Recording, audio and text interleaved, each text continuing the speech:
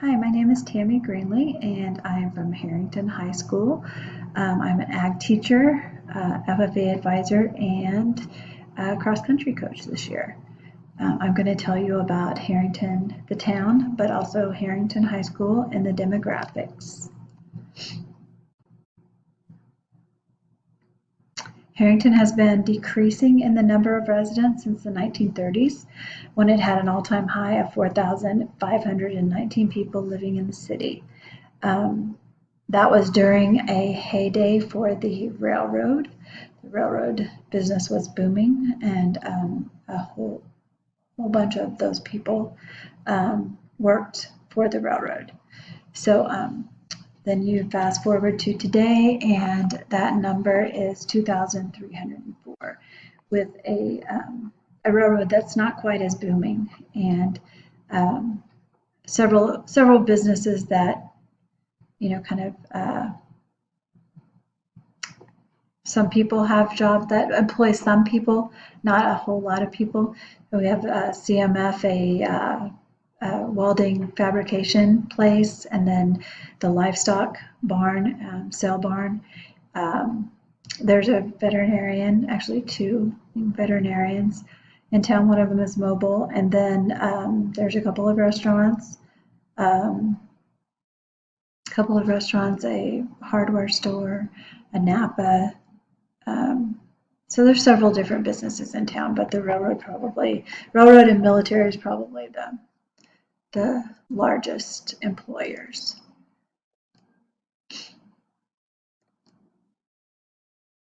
The median age of the people living in Harrington is 44.5%, or 44.5, sorry. And then 85.96% of the population is white, with the remainder being a combination of races.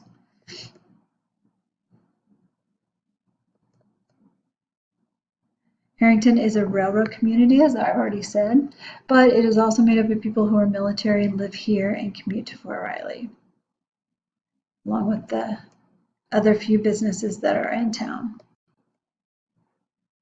Harrington High School is comprised of grades 9 through 12 and has a total of 141 students. It obviously fluctuates yearly, but that's where we are right now. The student to teacher ratio is 13:1.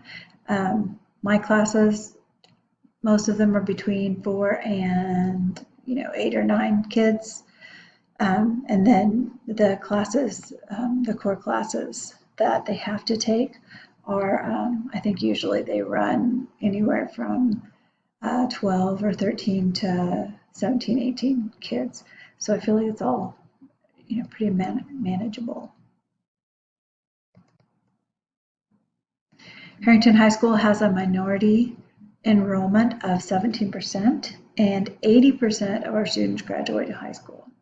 So that could be better, but it's good that at least 80% of them graduate too.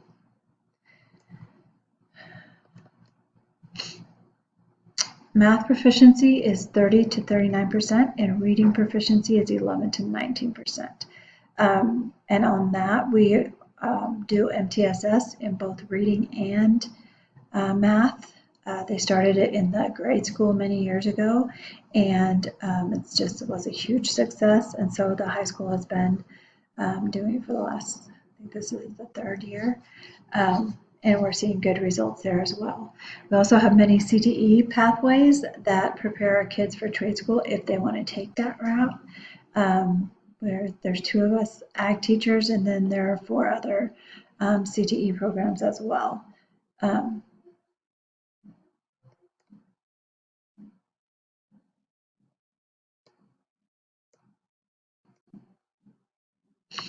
Harrington offers college classes from Cloud County Community College, Hutchinson Community College, and Butler Community College, so the kids can take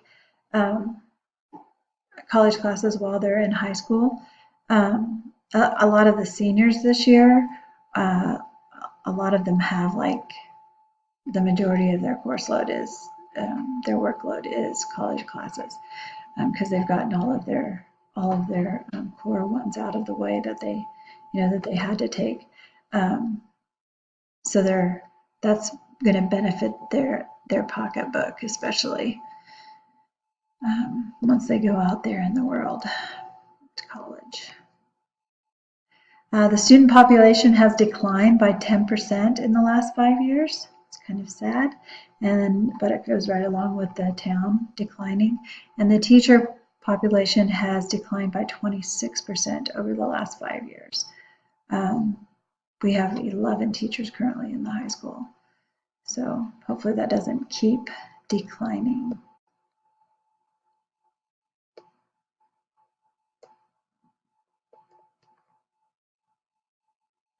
The diversity level at Harrington High School is 0.3, which is less than the state average at 0.54, and it has stayed relatively flat over the last 5 years. That's all I have for you today, and I hope you enjoyed my presentation, and I hope you have a great semester. Have a wonderful day. Thank you.